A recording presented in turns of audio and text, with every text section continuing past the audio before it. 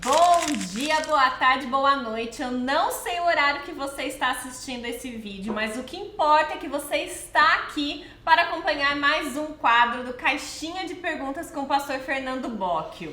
Olha, estamos aqui respondendo a perguntas bíblicas. E hoje temos perguntas especiais, não temos, Sandy? Sim, exatamente. Nós temos muitas perguntas boas hoje aqui. E a primeira pergunta é da Dina Luzia. Pastor, é certo crente fazer tatuagem? Uau! E aí, pastor? Qual que é a resposta? A Dina Luzia começou muito bem, né? Mas eu acho muito interessante, pertinente, né? Essa pergunta é uma pergunta de curiosidade, né? Eu acho que uma pergunta como essa responde outras perguntas nesse mesmo estilo de curiosidade. Isso é bíblico, isso não é bíblico, isso pode, isso não pode, né? Que é o grande problema que as pessoas às vezes encontram, né? Em termos de como viver, como agradar a Cristo, qual deve ser o meu procedimento, a minha atitude, o meu comportamento, posso isso, não posso isso. Então, essa é uma dúvida não só sobre esse assunto, sobre tatuagem, né? Que é um assunto específico, mas também responde também a outros assuntos dentro dessa esfera, né? Assim, sobre esse assunto especificamente, talvez como a Dina Luzia tem interesse, não tem uma resposta clara, objetiva, mas tem uma resposta que abrange todo esse assunto e outros assuntos, como eu coloquei, né? Mas pensando em tatuagem, né, eu fico imaginando assim, o que ela tem na cabeça, né? Ou no braço, ou na perna, ou em qualquer outra parte do corpo, né? Mas eu sou daquela geração meio conservadora, né? Meia tranquila em relação a isso, e o que me vem na mente é uma pessoa totalmente tatuagem. Já viram aquela coisa de televisão, né? Tem pessoas que se transformam pela tatuagem, tem pessoas que fazem algum trabalho bem discreto, bem sensível talvez a algum assunto, né? Então existem assuntos que são de porte doutrinário, bíblico, de valores, essências que a gente não abre mão, né? Não tem como você discutir isso. Está na palavra de Deus, é o que Deus quer, é aquilo que foi nos revelado, e eu tenho que viver aquilo, eu tenho que praticar aquilo na minha vida. Quando eu aceito Jesus, quando eu recebo Jesus como Senhor da minha vida, eu mudo o meu comportamento, eu mudo a minha vida, eu mudo os meus valores, eu mudo o meu pensamento. Então, existem valores, né, e valores bíblicos de doutrina que são inegociáveis, né? Mas existe um outro valor que são valores comportamentais, valores que estão associados ao momento, à sociedade, à região, ao tempo, espaço, muitas coisas que hoje nós fazemos, jamais a igreja primitiva iria fazer. Por quê? Porque eles não conheciam, eles não tinham acesso, era uma outra realidade, uma outra sociedade, até a sociedade em si era diferente, né? Então, por isso nós precisamos compreender em que a Bíblia não abre mão dos princípios e doutrinas, mas o comportamento, ele é trabalhado, ele é visto à luz da vontade de Deus e da palavra de Deus, mas os comportamentos são importantes serem transformados, modificados. Por quê? Nós estamos numa sociedade presente, não é uma sociedade do passado. Então eu não posso viver os valores da sociedade do passado no presente de hoje, né? Então eu não vou me vestir como na época de Jesus. Não vou comer aquilo que as pessoas comiam naquela época, que hoje nem tem, né, naquela qualidade e naquele sentido. Então, eu preciso entender que existem valores que estão associados a esse costume, uso e costume social, que envolve e tem, por sua mudanças em relação ao seu tempo, geografia, a realidade, momento, e essas coisas são importantes que sejam mudadas, né? Bom, eu estava pensando aqui, né, sobre isso, né? A pessoa totalmente tatuada podia tatuar toda a Bíblia, né? Seria mais fácil para a gente ler a Bíblia, né? Decorar a Bíblia. Mas eu sei que Deus quer que a gente tatue a sua palavra no nosso coração, né? Na tábua do nosso coração. Mas, voltando à pergunta da Dina Luzia, não estou fugindo não, tá? Mas as pessoas, logo de cara, vão para aquela passagem de 1 Coríntios, capítulo 6, 12, 1 Coríntios, capítulo 10, 23, que tratam dessa questão que eu estou colocando de início aqui, né? Então, o texto bíblico, por exemplo, de 1 Coríntios, capítulo 6, versículo 12, diz o seguinte: tudo me é permitido, mas nem tudo convém. Tudo me é permitido, mas não devo me tornar escravo de nada. Então, claro que nós gostamos, tudo me é permitido. A ideia é que tudo é tudo, permitido é permitido. O que ele está nos mostrando é que nós temos a possibilidade de escolha, o direito de decidir, de pensar, de fazer. O que eu quiser fazer, eu vou fazer. Eu posso fazer, eu tenho condições de fazer. Se é ruim, se é bom, não importa. Mas tudo me é permitido. Nós não estamos amarrados, não somos escravos. A nossa mente não está tapada. Então, existe essa liberdade que Deus nos deu, enquanto homem, pessoa, para que nós possamos escolher o que nós queremos. Então, esse texto se refere a essa liberdade, ou esse tudo me é permitido, não no sentido de liberdade, mas no sentido assim, de capacidade. Eu tenho uma capacidade para poder fazer qualquer coisa. Mas o texto continua, mas nem tudo convém, né? Essa palavra convém, ela é muito importante porque vem da mesma ideia de conveniência, vem da mesma ideia de você entender o meio que você está, o ambiente que você está. Isso me convém, isso não me convém, isso eu posso, isso não posso. Então você considera o seu meio, o seu momento, a sua sociedade, você considera o teu espaço, a tua família, a tua educação, a tua cultura. Então, quando ele diz assim, nem tudo convém, esse convém, eu preciso interpretá-lo e respeitá-lo, porque ele é muito importante, porque é onde vem o meu testemunho. É onde vem aquilo que eu mostro que eu sou, demonstro quem eu sou, né? Então, a palavra convém, ela vem dessa coisa de ser conveniente, de estar de acordo com a possibilidade que eu posso hoje, que eu tenho hoje, que é me dado hoje. Claro que ele cria aqui uma restrição, né? Existe aquilo que convém e aquilo que não convém.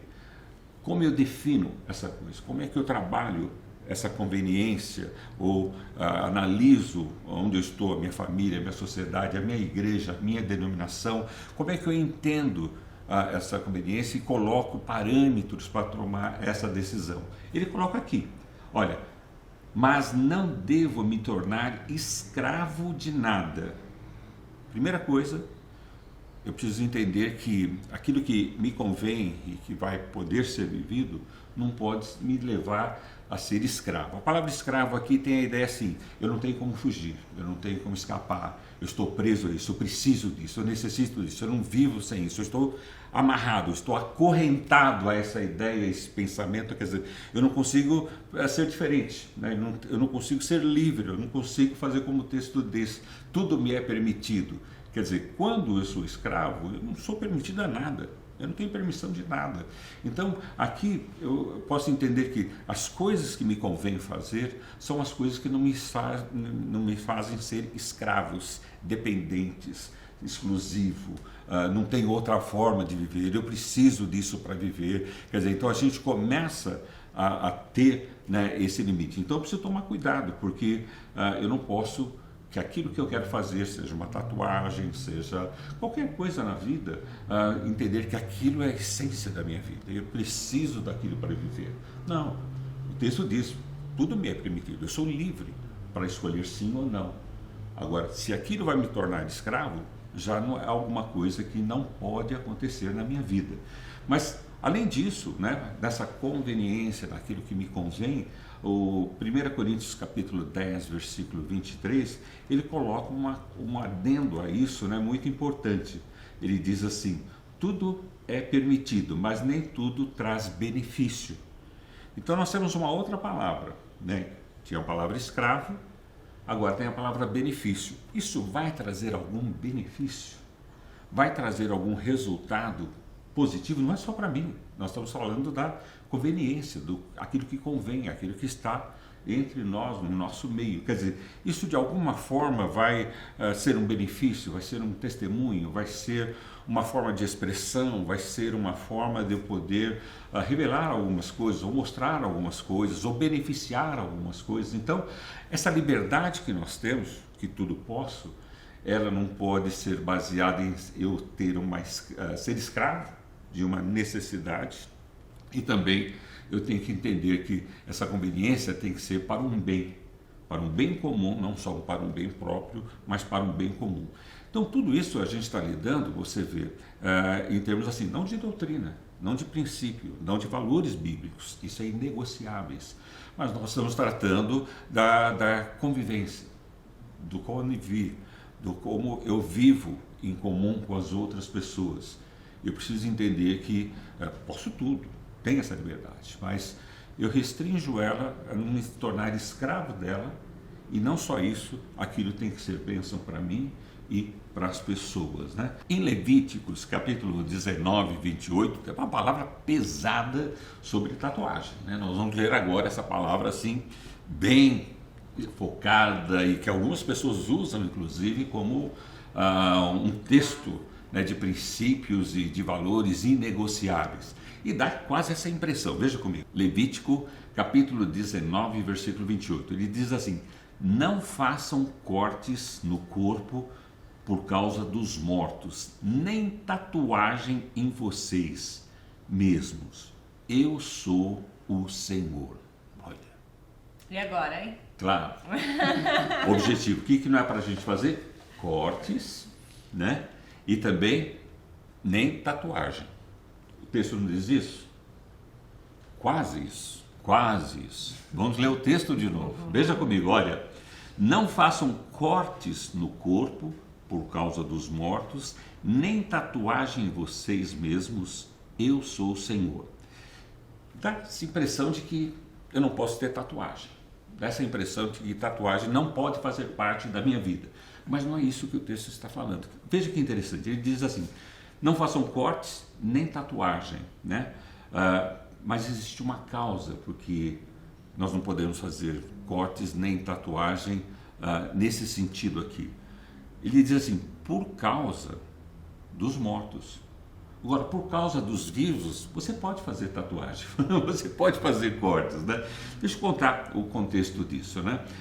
Naquela época, e mesmo hoje você vai encontrar pessoas que, às vezes num culto pagão, num culto que tem outras considerações, não o Deus da Bíblia, o Jesus que salva, né? As pessoas prestam culto aos mortos. Né, prestam memorial aos mortos, né? Então, ainda hoje, né, em países, né, que os mortos são cultuados, né? As pessoas levam comida, levam alimento. Em algumas sociedades que eu já visitei, inclusive, as pessoas fazem cortes e tatuagem para lembrar os mortos, ou trazer, né, a dor do morto, ou a saudade do morto.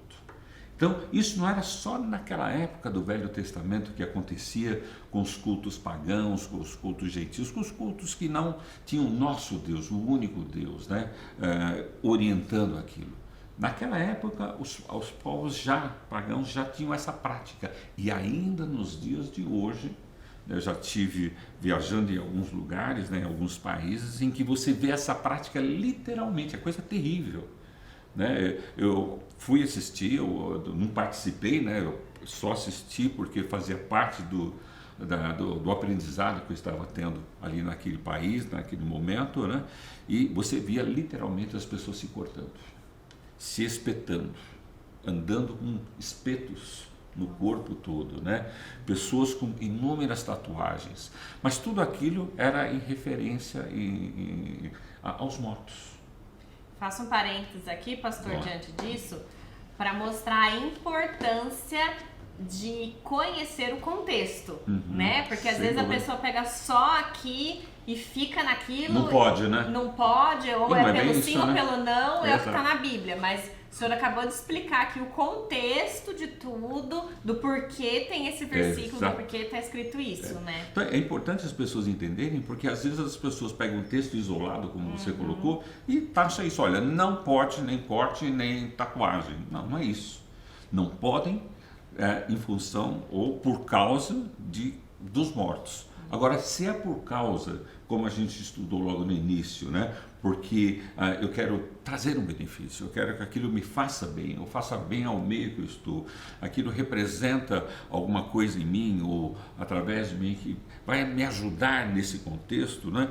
Não há restrição. A restrição aqui é aos cultos pagãos, aos mortos, a essa celebração à morte. Então as pessoas são escravizadas imagina, a cicatriz dos cortes e também da tatuagem, as pessoas levam aquilo para a vida, né? Cultuando aquilo para a vida. Então é importante entender essa passagem também, né? Agora, uma outra passagem que é muito importante nós entendermos, que nós temos que considerar, está em 1 Coríntios capítulo 6, do versículo 19 a 20, em que ele fala claramente, a gente estava lá em Coríntios, né? Continua em Coríntios, onde fala ali da nossa liberdade, que tudo é permitido, mas eu não posso me escravizar e tenho que fazer o bem. Mas especificamente agora, nessa passagem, vocês vão ver como o nosso corpo e tudo no nosso corpo deve ser tratado.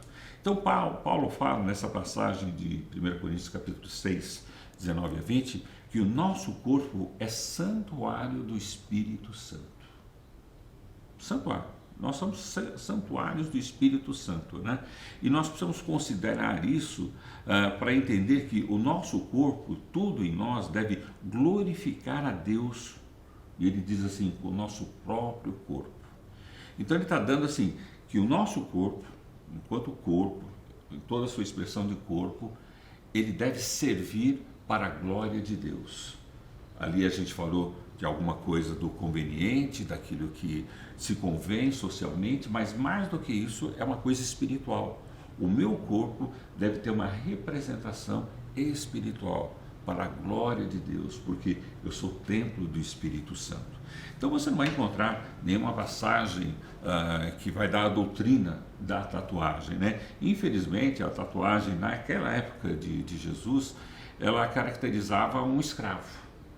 Né? Os escravos eram marcados pela tatuagem, uma tatuagem feia, terrível, e a tatuagem, até muito recentemente, marcava os escravos, né? Em todas as sociedades, né? Mas existem outras tatuagens que não têm essa marca de escravo, mas às vezes é uma marca de libertação. Às vezes a pessoa faz uma imagem da cruz, porque para ela a cruz representa a libertação que ela teve, o conhecimento de Cristo, né? Aquela experiência bacana, né? Então a gente precisa entender assim que aquilo que nós fizermos com o nosso corpo, né, deve de alguma forma glorificar a Deus, né? Não a mim mesmo ou as pessoas, porque eu estou deixando uma marca definitiva, né? Eu não acho que a gente deve fazer fala santuário, então vou fazer vidros, né? Ou pôr santos no corpo inteiro, né?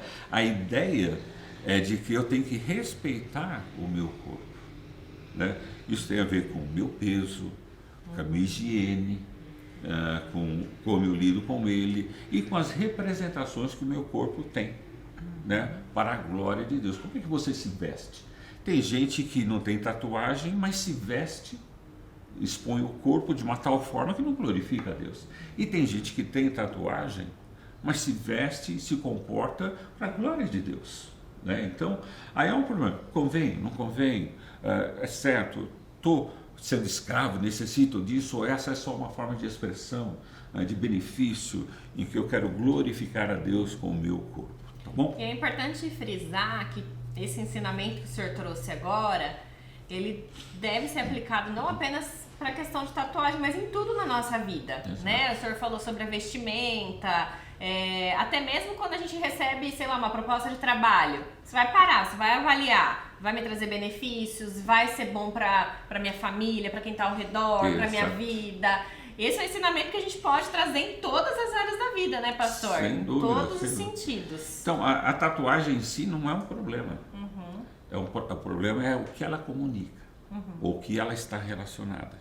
entendeu? Se você entende que ela vai trazer esse benefício para a conveniência, para aquilo que convém, e uma glória para Deus, gente, quem sou eu para Da bala, então, né? fazer, né? Então, Dina Luzia, não sei se eu respondi a sua pergunta, né? Mas às vezes a gente está falando tudo isso e você não é aquela pessoa que é tatuada ou quer se tatuar, mas você está reparando aquele que é tatuado, né? Então, nós vamos tomar cuidado, né? Porque às vezes o preconceito não está em que eu estou me tatuando ou eu sou tatuado, mas está no outro que não é.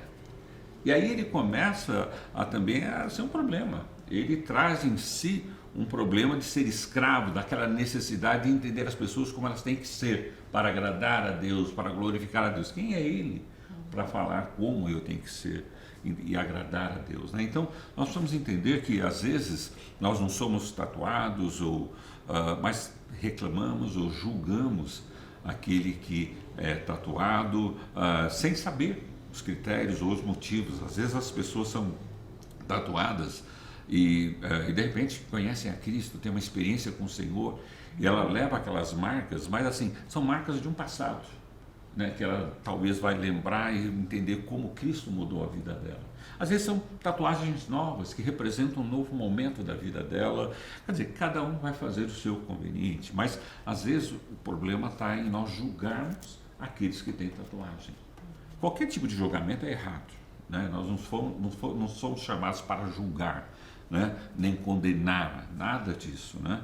Então nós vamos nos respeitar uns aos outros e considerar que todos têm liberdade, né? Tanto aquele que tem como aquele que não tem, né? Porque aquele que tem tatuagem poderia nos obrigar, não, você precisa fazer uma tatuagem de uma cruz, né? De uma coroa, sei lá, não. Se ele não gosta, tá jóia. Se ele não entende que o seu corpo precisa ou quer fazer isso, tá ótimo, né? Mas é importante entender também que nós não podemos ser preconceituosos, né, em relação a isso, aqueles que têm tatuagem. Eu tenho amigos que são tatuados, né?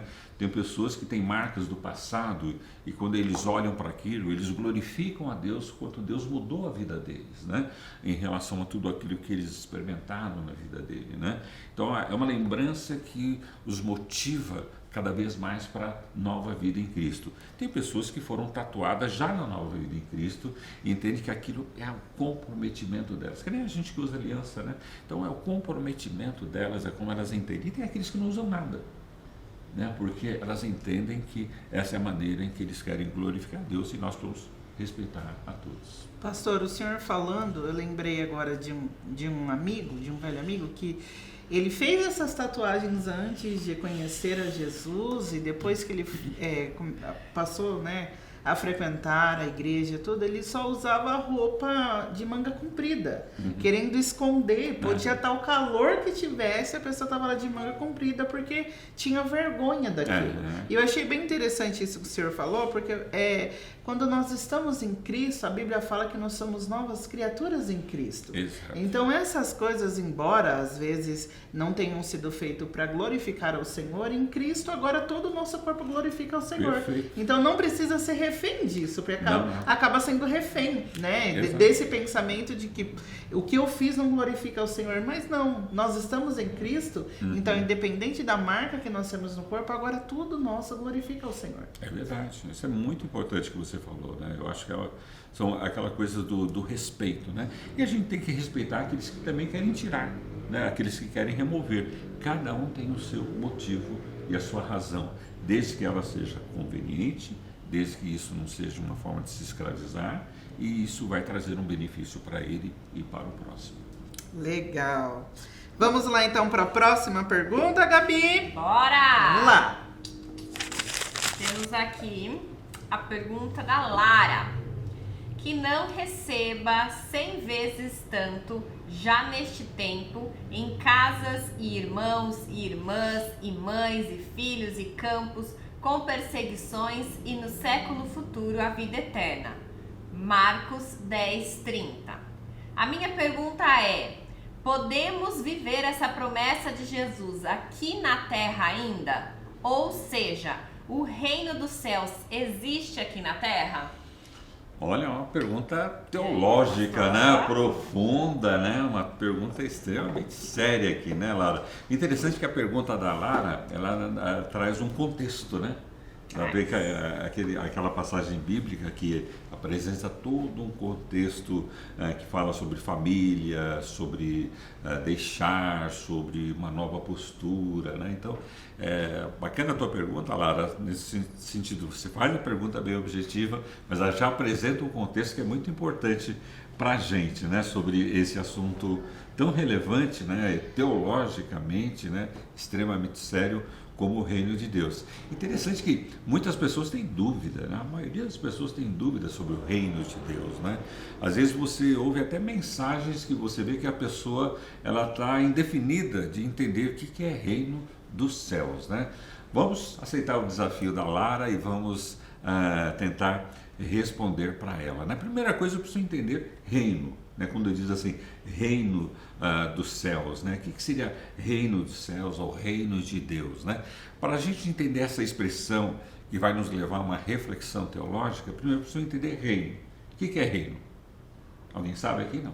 O que vem na sua cabeça quando você pensa em reino? A primeira palavra castelo, rei, castelo, rei. Então é importante você ter essa figura. O que um rei faz? Qual é a posição ou a importância de um rei no contexto de reino? Qual que seria?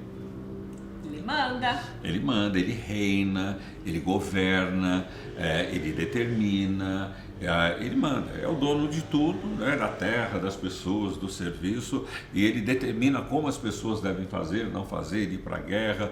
Então, a ideia de reino, né? Então o rei, ele tem um reino e esse rei manda nesse reino, ele governa esse reino, ele determina esse reino, né? Então quando a gente pensa no reino de Deus, é importante a gente entender esse conceito que é a mesma ideia, não como um rei terreno, né? Mas um rei que nos ama, divino, que está preocupado com a nossa vida, e é diferente do reino de um rei aqui da terra, em que ele explora, em que ele faz coisas erradas, ele domina, ele pensa só nele, né? O reino dos céus, ou o rei dos céus, é diferente, ele pensa em nós. Ele cuida de nós, ele reina sobre nós, mas no sentido de dominar, de governar a nossa vida de tal forma que a gente possa ir bem. Ele é o que nós desejamos que todo rei terreno fosse. Né? O nosso sonho, né? O nosso sonho, né? Mas na verdade eu acho que isso nunca vai acontecer, né? Porque o nosso rei dos céus é magnífico, né? Tão magnífico que ele enviou Jesus para morrer na cruz, o seu filho, ele se deu, né? Ele não pediu nada em troca. A Bíblia diz que ele fez de graça para nos alcançar. É um rei fabuloso, nosso rei em que deve reinar na nossa vida. Aí vem essa ideia, se o rei terreno ele governa, ele manda, ele determina, e ele faz com que as coisas aconteçam, o reino dos céus é a mesma coisa, só que não é uma opção dele, é uma opção nossa querer que ele reine na nossa vida. Então, eu quero que Jesus, que Deus reine na minha vida, governando, dirigindo a minha vida, me dando diretrizes, porque o que Ele vai fazer para o meu bem, Ele vai fazer para o bem de todos, Ele nos ama a todos. Tanto, isso é verdade, que a Bíblia fala que Ele amou o mundo de tal maneira que Ele deu o seu Filho. Quer dizer, o que um rei tem de mais precioso? É o seu herdeiro, é o seu primogênito. E isso é lindo. Jesus é o primogênito, ele é o primeiro, ele é o filho do rei, ele é o próprio Deus, mas ali ele está ali como filho de Deus, e ele deu esse filho, deu aquilo que é mais precioso. Para um rei terreno, o rei das histórias, né, ou desses outros países, o herdeiro é o coqueluche, ele trata, ele cuida, ele protege, porque ele vai ser o sucessor. O nosso rei fez ao contrário, ele deu para nos salvar, deu para nos resgatar, deu para nos dar uma nova vida. Veja como o nosso rei é tremendo. Então, quando nós nos pomos a que ele reine na nossa vida, Estamos falando, todo esse amor eu aceito, toda essa direção eu aceito, toda essa salvação eu aceito. Então, é você entender, Lara, que Deus está querendo realmente reinar na sua vida, na minha vida, na vida de todos nós, para o nosso bem, para o nosso sucesso. Você vê que essa pergunta é tão importante, tão essencial e tão teológica e profunda, que foi a dúvida de Nicodemos, né? Você vê essa história em João capítulo 3, em que Nicodemos, um homem sábio, um religioso importante, uma pessoa que era um mestre na sua época, ele vai até Jesus, né, para conversar sobre essas coisas, para tentar entender essas coisas. Então, não é uma dúvida só sua, Lara, ou dúvida de outras pessoas, né? Quando você vai entendendo esse conceito, e foi o que Jesus fez com ele foi explicando, foi trazendo esses conceitos para Nicodemos, para que Nicodemos pudesse entender como isso pode acontecer, como é que Deus pode reinar na minha vida. E Jesus coloca o seguinte para ele: primeira coisa, Nicodemos, você tem que nascer de novo. Uau! Parece uma coisa simples, mas é uma coisa complexa. Nicodemos entendeu como complexo. Como é que eu vou nascer de novo, entrar no ventre da minha mãe, ser bebê de novo? Não, Jesus, não é nada disso. Você tem que nascer do Espírito, quer dizer, de uma prontidão de ter uma vida atual diferente, nova, uma vida nova, um novo nascimento, uma nova história. Então, nós temos, e você perguntou, como é que eu posso viver esse reino, como é que eu posso ter esse reino, ter a certeza que esse reino é quando você nasce e se propõe a permitir que Deus comece a governar a sua vida, a dirigir a sua vida, a abençoar você, guiar você e dirigir você. E Jesus fala para Nicodemos, né, que ele precisava, né, ter essa experiência do reino de Deus. Aí sua pergunta tem um complemento, mas esse reino é para o futuro ou para o presente?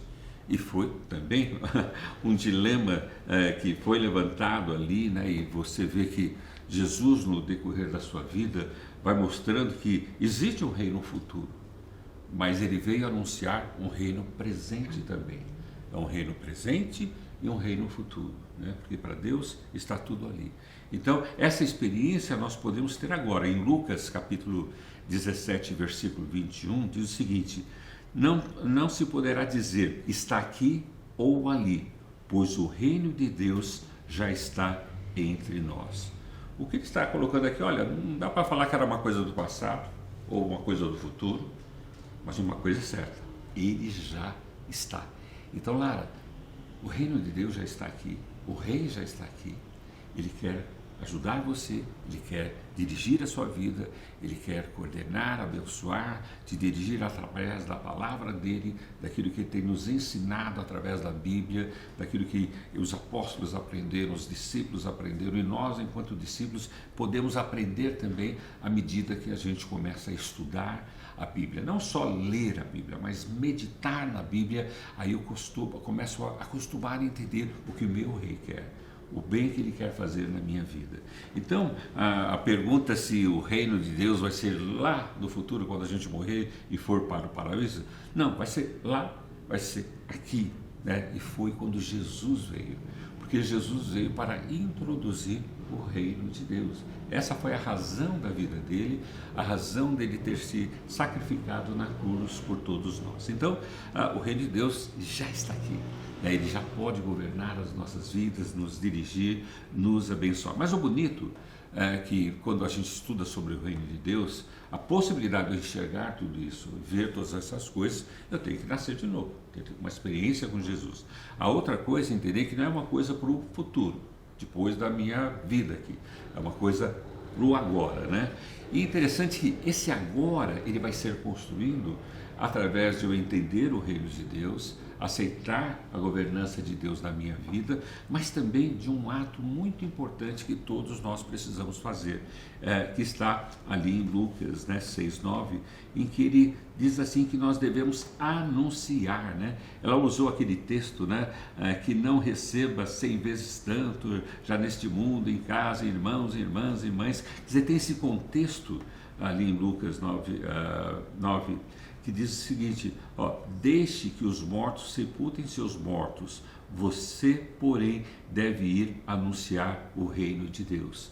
Então, a outra chave para eu entender que eu estou vivenciando o reino de Deus é quando eu tenho uma preocupação missionária de anunciar esse reino de Deus a outras pessoas. Então, veja, é um complemento de nascer de novo, é um complemento de entender que o reino é para agora e entender que essa experiência se dá e se fortalece na minha vida através de eu ir conhecendo mais a Bíblia, mas também anunciando.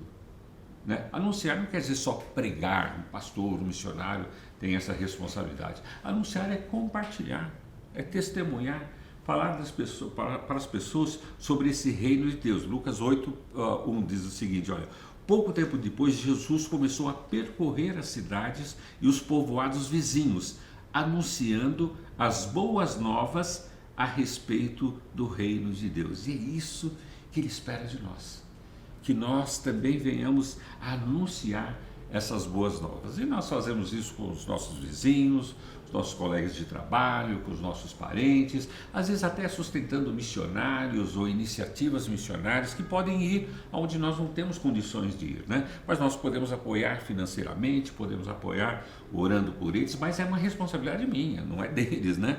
É também, eles são nossa responsabilidade porque eles vão onde a gente não tem condições de ir, mas no meu vizinho eu tenho, na minha família eu tenho, com os meus amigos eu tenho, com meus colegas de trabalho eu tenho, e o reino de Deus se completa quando eu começo a anunciar. Você sabe que quando você aprende de fato alguma coisa, quando você está aprendendo, você só efetiva aquele aprendizado quando você começa a ensinar aquilo, quando você começa a compartilhar aquilo. Então, no reino de Deus, se você não compartilha, você não efetiva o seu aprendizado, você absorver essa compreensão de reino de Deus. Por isso tem muita gente na igreja que não sabe o que é reino de Deus, porque ela não teve uma experiência plena. Ela teve o desejo de nascer de novo, né? Ela teve aquela ideia de entender, o reino de Deus está aí, mas ela ainda não experimentou a plenitude do reino de Deus, porque falta para ela essa iniciativa de entender que é uma responsabilidade dela, não da igreja em termos de instituição, não do pastor, não do missionário, é deles também, mas é uma responsabilidade de cada um de nós, né, de anunciar esse reino de Deus. Então veja, é um assunto profundo, delicado, teológico, filosófico, mas ao mesmo tempo simples, objetivo. E você vai não só conhecer isso intelectualmente, como Nicodemos estava ali buscando conhecer, mas tem que ser uma experiência de vida, de nascer, de viver aquilo, de anunciar aquilo e aquilo ser verdade na minha vida. Então Jesus é plenamente verdade quando eu compartilho com os outros. Se não é verdade para mim, eu fico quieto. É verdade, pastor. O senhor falando, essa questão de reino, nós nos sujeitamos ao rei, né? A gente anda em obediência, a gente se sujeita, nós somos servos.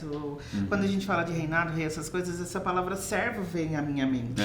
E eu lembro também de uma passagem bíblica em que Jesus, ele falou assim, por que vocês me chamam de Senhor, Senhor, se vocês não obedecem aquilo que eu falo para vocês, aquilo que eu compartilho com vocês? Então eu vejo que também se sujeitar a essa questão, aceitar o reino de Deus, é andar em obediência à palavra dele. E na palavra dele tem justamente isso que o senhor falou. Tem um versículo que ele fala, portanto, ide e pregai o evangelho a toda criatura. Então é a gente se sujeitar à vontade, ao reinado dele, à governança dele sobre as nossas vidas e compartilhar disso com os outros. E o mais interessante e a coisa mais assim intrigante é assim, esse obedecer a Deus, esse servir a Deus é para o nosso bem. Ele não precisa disso. Ele não precisa que eu faça isso. Ele não, para ser Deus, existir como Deus, ele não necessita nada dessas minhas coisas. É eu que preciso. A palavra de Deus sou eu que preciso. Obedecer sou eu que preciso, porque isso me faz bem. Isso me alimenta, isso me sustenta, isso me dá direção para a vida, faz com que realmente eu venha ter aquilo que Jesus falou, aquela vida abundante, aquela vida plena, que nós só temos em Cristo Jesus, né? Como você bem colocou, em termos dessa obediência, mas não é uma obediência ao rei cego, é uma obediência, não é uma obediência a um rei egoísta, não, é é um rei que quer o nosso bem, a nossa salvação e o melhor para nós, né? Uma vida saudável, uma vida plena, uma vida gostosa. Por isso que é bom obedecer, é bom ser servo, né? E aí também tem essa ideia de nós entendermos que esse anunciar, né? Não quer dizer que eu vou abrir a minha Bíblia e começar a pregar nas praças, pode ser também, né? Mas assim, aquilo que Deus espera de nós e que você vê em todo o Novo Testamento é testemunhar. Testemunhar, essa é a palavra-chave. O que é testemunhar? Eu vou falar para você o que Jesus fez por mim. Eu posso falar ou compartilhar com você aquilo que Jesus representa para mim. E isso todos nós podemos fazer. Testemunhar. Talvez não consiga abrir uma Bíblia e pregar num grande salão ou ir para a praça pública, mas testemunhar até uma criança pode, até uma pessoa de mais idade pode. E Deus espera que nós venhamos anunciar através do nosso testemunho, né, a palavra, o reino de Deus, essas boas novas que Jesus tem para nós.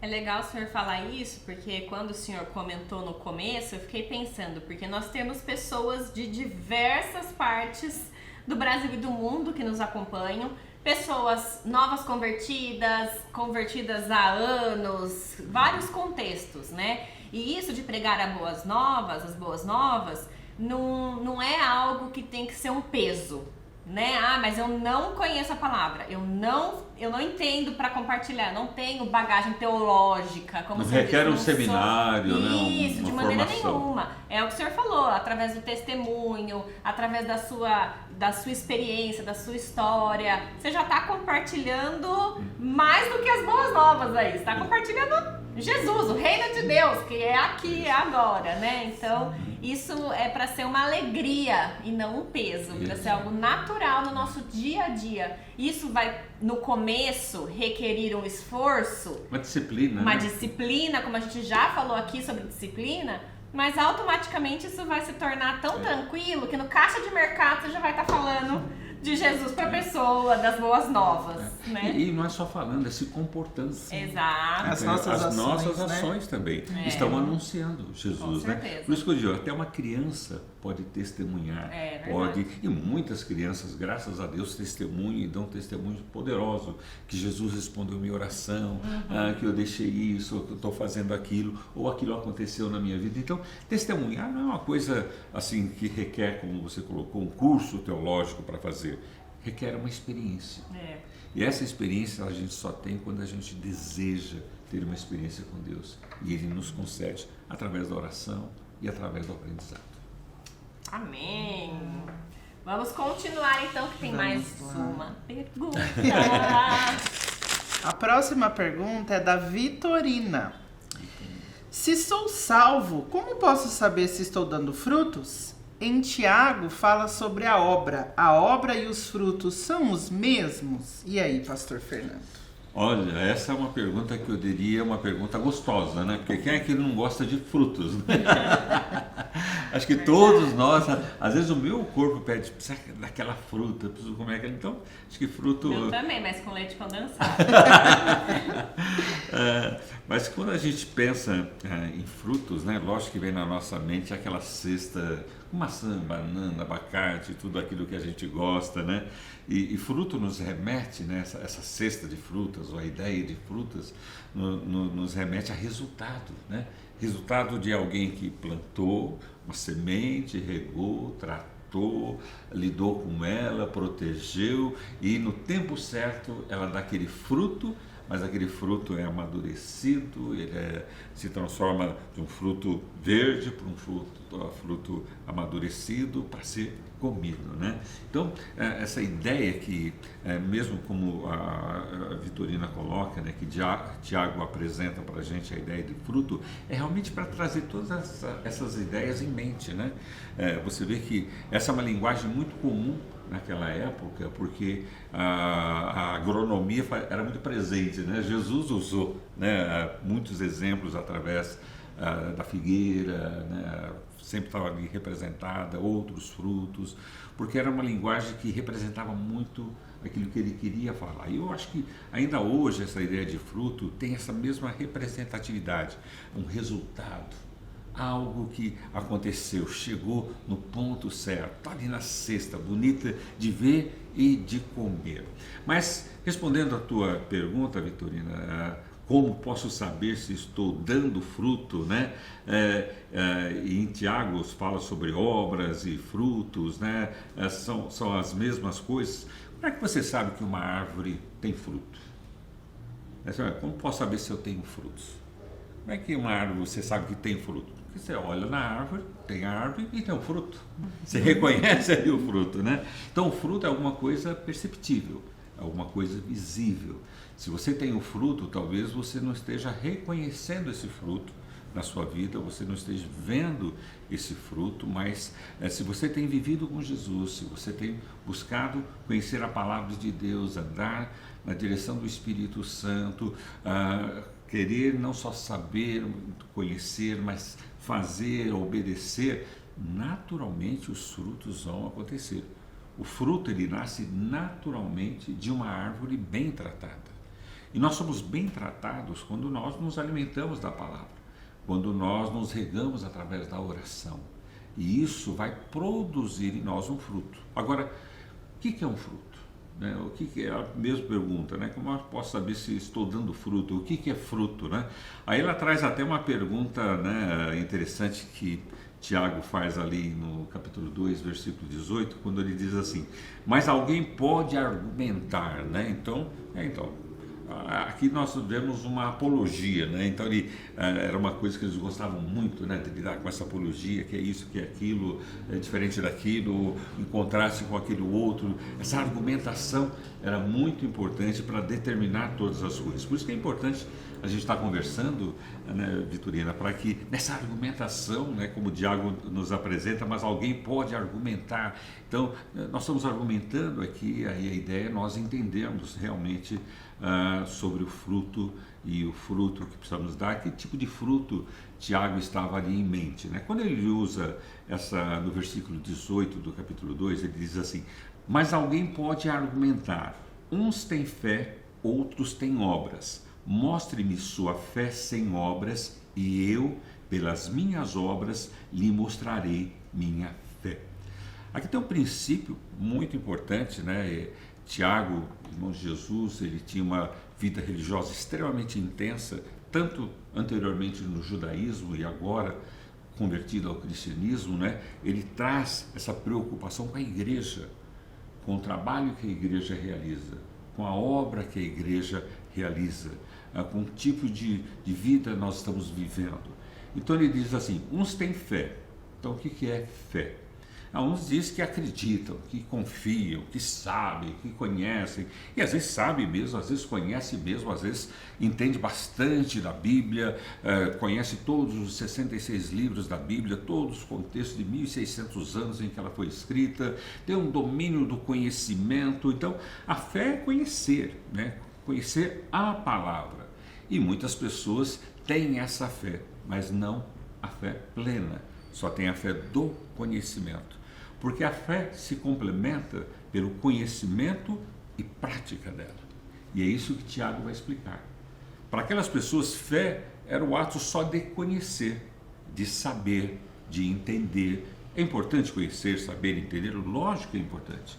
Porque é através do conhecer, ler, entender a palavra de Deus, a minha fé, ela vem à existência. Mas ela se complementa como fé quando eu pratico, quando eu exercito minha fé. E é nessa apologia que Tiago vai trabalhar e diz o seguinte: olha, uns têm fé, outros têm obras. Então tem pessoas que estão falando que conhecem, sabem, dominam, falam diversas línguas, conhecem todos os livros da Bíblia, têm um vasto tempo de vida religiosa nas igrejas, né? E tem outros que estão fazendo, estão operando, estão realizando, fazendo o que precisa ser feito em relação à sua fé, aquilo que eles conhecem. Então tem pessoas que se detêm só no conhecer, e tem pessoas que estão fazendo aquilo que tem que ser feito, né? Então ele diz assim: uns têm fé, outros têm obras. Então essas obras que ele argumenta aqui não é uma obra sem fé, não é uma atividade sem fé.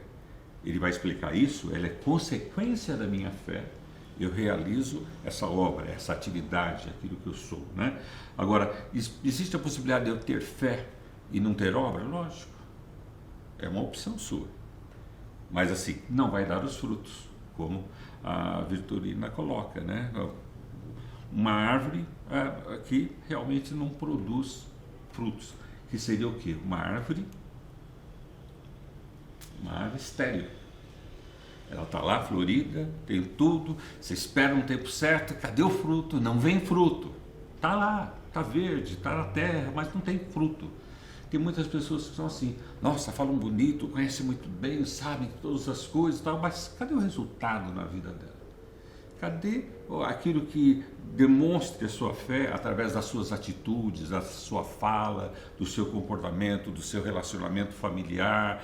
Porque a obra que ele fala aqui não é aquela obra missionária, não é aquela obra complexas de vamos fazer diversas atividades na igreja. Não, obra aqui é a ideia assim, como eu vivo, como a minha vida se demonstra, como a minha vida é vivida. Essa é a ideia que ele tem de obra. Então ele diz o seguinte, olha, mostre-me sua fé sem obras. Então ela pode ser mostrada, mas ele fala o seguinte, e eu, no caso de Tiago, pelas minhas obras lhe mostrarei minha fé. Então veja que interessante, veja assim, não está colocando obra sem fé, ele mostra assim que a obra é fruto da fé. É um resultado natural daquilo que tem que acontecer. Tá joia? Bom, mas o grande lance dela, e ela coloca dentro disso, né, dentro do próprio livro de Tiago, ele vai provar isso, ele vai testemunhar isso quando está lá em Tiago capítulo 1, versículo 27. Ele diz o seguinte, a religião pura e verdadeira aos olhos de Deus. Então, quando ele fala religião pura e verdadeira, então veja, ele não está falando de cristão puro e verdadeiro, de crente puro e verdadeiro, ele está falando de religião. Religião é aquilo que nós praticamos, é aquilo que nós vivenciamos através da nossa relação com Deus. Então tem pessoas que são religiosas, mas religiosas de uma forma errada, de uma maneira estranha, que não produzem fé, que não produzem frutos. Então ele diz assim, olha, a religião pura e verdadeira, pura assim, não é no sentido imaculada, mas pura assim, correta, perfeita, ideal, né, e verdadeira aos olhos de Deus, não aos olhos dos homens. Porque os homens se impressionam pela oratória, pela falatória, pelo tamanho, né? Mas Deus se impressiona com o nosso coração, com a nossa atitude, como eu estou vivendo e os frutos que eu tenho. E ele diz assim, a religião pura e verdadeira aos olhos de Deus, o Pai, é esta, cuidar dos órfãos e das viúvas em suas dificuldades e não deixar corromper-se pelo mundo. Então, diz assim, cuidar dos órfãos e das viúvas em suas dificuldades e não se deixar corromper pelo mundo. Então, são duas verdades aqui. A primeira verdade é a minha verdade em termos social, das minhas preocupações com a coletividade, com o próximo, com o outro. Naquela época, não é muito diferente da época de hoje, os maiores necessitados eram os órfãos, que não tinham pai, não tinham mãe, não tinham referência, não tinham lar. Naquela época era muito triste, né? Quando uma criança perdia o pai ou a mãe, né? Ele era deixado na rua.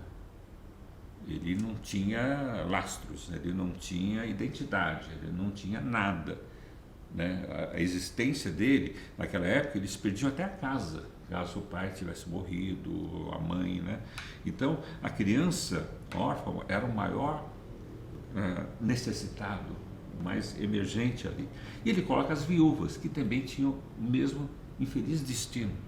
As viúvas naquela época eram discriminadas, elas não tinham direito social nenhum benefício, nem se o seu marido fosse rico, aquela riqueza não iria para ela, iria para um outro homem, porque só o homem detinha os valores de fazenda, de dinheiro, de animais, e a viúva ficava à mercê.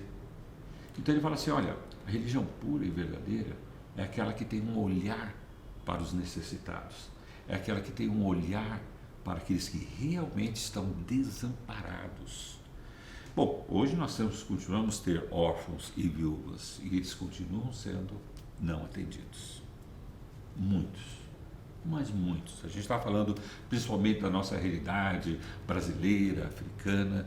Nós temos milhares, gente, milhares de crianças e idosos, viúvas, que são abandonadas. Se você perguntar quantas igrejas, quantas religiões estão fazendo de fato uma obra com os órfãos e com as viúvas, nós vamos ficar decepcionados, muito decepcionados. E ali servia só como uma referência dos necessitados. Nós não temos só necessitados de órfãos e viúvas, existem outros necessitados sociais hoje.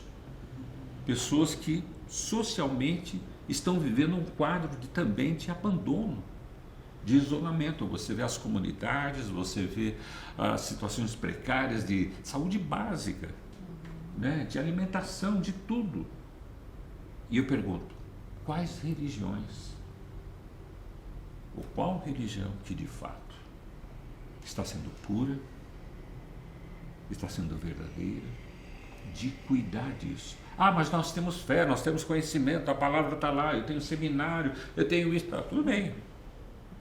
Se isso não for demonstrado através da obra, você não tem nada aos olhos de Deus, como ele coloca. Você pode ter aos olhos do mundo, aos olhos das outras religiões, aos olhos de todas as outras pessoas, mas aos olhos de Deus você não tem nada. Você pode ter a maior igreja do mundo, a igreja mais rica do mundo, a religião com mais procedimentos e atitudes e, sabe, barreiras e lutas, mas se você não tem uma atividade, uma obra que realmente tem esse olhar, não só isso, o versículo é muito mais complexo que isso. Ele diz assim, depois das viúvas, né, dos órfãos e viúvas, ele coloca o seguinte: não se deixar corromper pelo mundo. Hoje, infelizmente, nós temos muitos tipos de evangelhos, muitos tipos de boas novas que nem Paulo falava, sabe? Não é o evangelho que eu conheço, que foram corrompidos. Ele é um evangelho, ele tem a Bíblia, ele fala de Jesus, ele fala do reino de Deus, mas ele é estéril, ele não tem fruto. É um evangelho que foi corrompido.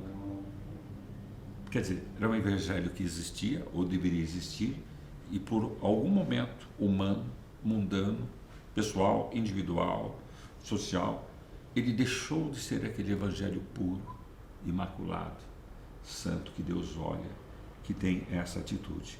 Então, às vezes, nós não só não temos as atitudes certas da nossa fé, como também deixamos nos corromper com os valores desse mundo, achando que aquilo é tão importante, aquilo é tão maravilhoso, eu tenho que estar na internet, eu tenho que estar na televisão, eu tenho que ter a maior igreja, eu tenho que ter isso, e eu estou deixando, né, o evangelho. Corromper o evangelho, né, deixar que o mundo venha nos corromper, né, é interessante porque quando você pensa em heresia, é a mesma ideia. Heresia é você falar uma verdade que é verdadeira de uma forma mentirosa, com um propósito mentiroso. Então, muitas igrejas estão sendo heréticas, falando uma verdade que é verdadeira, mas fazendo de uma forma errada. Então, na verdade, eles não estão pregando o evangelho puro e verdadeiro. Eles estão pregando uma heresia, porque foge do propósito de Deus em termos dos seus resultados. Então, veja, Vitorino, a tua pergunta parece simples, fácil, né? Ela começa gostosa com frutos, né? É maravilhoso, né? Mas quando você se depara do significado disso, né? E aí a gente vai entrar nessa parte que você perguntou, como posso saber se eu tenho frutos? Acho que você já está começando a ter uma ideia da importância do fruto e que tipo de fruto você precisa ter na sua vida, né? Na sua experiência cristã. Pastor, deixa eu te interromper aqui antes da gente entrar para essa segunda parte. Tá. O que a gente escuta muito por aí com relação a obras e fé também nesse sentido é de que você faz por merecer, né? Então assim, eu estou fazendo uma obra para eu receber a salvação, para eu receber alguma coisa. Como que a gente encaixa isso aqui também? Você vê, né? É uma outra heresia. né? Uma forma de falar uma verdade, mas de uma forma errônea, né? Porque tudo na Bíblia, né, isso foi entendido desde o começo, foi entendido nas reformas, é uma coisa de graça. Toda a experiência que nós temos com Deus independe do que eu faço, do que eu sou, aonde eu estou e o que eu tenho. Ela é dada a Deus a todo mundo. Então, uma pessoa que depende de obra para salvação, obra para garantir a sua santidade, obra para... quer dizer, é uma pessoa que está falando assim, olha, eu quero ter o fruto, mas eu não quero ter a árvore. Eu não quero estar plantado, eu não quero ser cuidado. Eu estou dando fruto. Mas um fruto sem árvore, um fruto sem ramo, um fruto sem terra, quer dizer, que tipo de fruto é esse? Eu sei, é aquele fruto de cerâmica ou de plástico, né, que às vezes as pessoas têm na fruteira, né? Olha que fruto bonito, não é fruto, parece fruto. Mas fruto vem de um resultado de um relacionamento de fé. Agora, quando o fruto é pelo próprio fruto, é aquele fruto produzido. Aquele fruto manuseado, aquele fruto geneticamente errado, quer dizer, é aquela coisa corrompida. Então, as obras, né, elas não justificam, elas são um complemento da nossa fé. Então, não tem como eu assim, falar, eu tenho obras e não preciso da fé. Não, eu tenho fé e elas resultam em obras na minha vida, né? E é interessante quando a gente fala de frutos, assim, é uma decisão minha, é o que eu quero, é o que eu penso, é isso que tem que ser, é o que está sendo ensinado, não. Nós somos escolhidos por isso. Jesus escolheu. João 15:16 nos aponta que nós somos escolhidos, fomos chamados, na verdade, a uma ordenança para todos nós, para que nós possamos dar frutos. E frutos permanentes, frutos bons. A ideia de permanentes ali é um fruto sadio. Então veja que esse é o desejo de Jesus, né? Jesus fez tudo o que fez, né? E ele se coloca naquele simbolismo, né? Que a videira, o Deus, o lavrador, e vai dando toda essa configuração de que ele plantou isso em nós, ele está plantando isso em nós, e é o resultado desse desejo dele. Então, eu não escolho se eu vou ter fruto ou não. Se eu sou de Jesus, eu vou ter que ter fruto. Agora, objetivamente, né, respondendo, terminando, né, tentando terminar esse diálogo com você, como é que eu vou saber reconhecer se eu sou macieira, se eu sou tenho pera, manga, qual o tipo de fruto, né?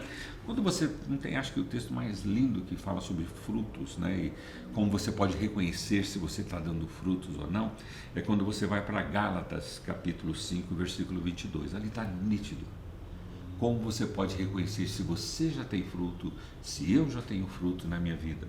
Gálatas, capítulo 5, versículo 22 diz o seguinte: mas o Espírito produz este fruto. Então veja, o Espírito, aqui é a ideia do Espírito Santo, mas a ideia dessa produção em conjunta, né, disso que acontece na nossa vida. Então ele diz assim, olha, o Espírito produz este fruto. Que tipo de fruto você pode ver que você tem mais, menos, ou não tem, ou tem todos eles, né? O texto diz, é o fruto do amor, da alegria, da paz, da paciência, da amabilidade, bondade, fidelidade. Olha, aqui estão alguns, não estão todos os frutos, mas pelo que nós vemos que é um fruto, você vai ver que é uma vida que reflete Jesus, porque Jesus era amor, Jesus era alegria, Jesus era paz, Jesus era paciência, né? A amabilidade dele, a bondade dele, a fidelidade dele.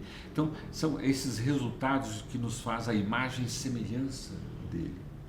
Então eu consigo enxergar que realmente a minha vida está dando frutos e eu estou obedecendo a Jesus, e de fato essas coisas estão acontecendo quando eu percebo e reparo que eu sou uma pessoa mais amorosa, eu sou uma pessoa mais alegre, eu sou uma pessoa de paz, eu sou uma pessoa muito paciente, a amabilidade, eu sei lidar com todas essas coisas, a bondade e a fidelidade. Então, claro, aquele Gálatas não está falando todos os frutos, mas está nos dando a dimensão que esses frutos acontecem e que frutos são esses que são esperados por nós enquanto plantados em Jesus, né, dando, né, ao seu tempo essas esses bons frutos? Eu tenho certeza, Vitorina, não só você, Vitorina, mas muitos dos nossos ouvintes, pessoas que nos assistem também na internet, só pelo fato de vocês estarem atentos à vida espiritual, atentos a ter um momento como esse de estudar a Bíblia conosco, de se preocupar com a vida espiritual,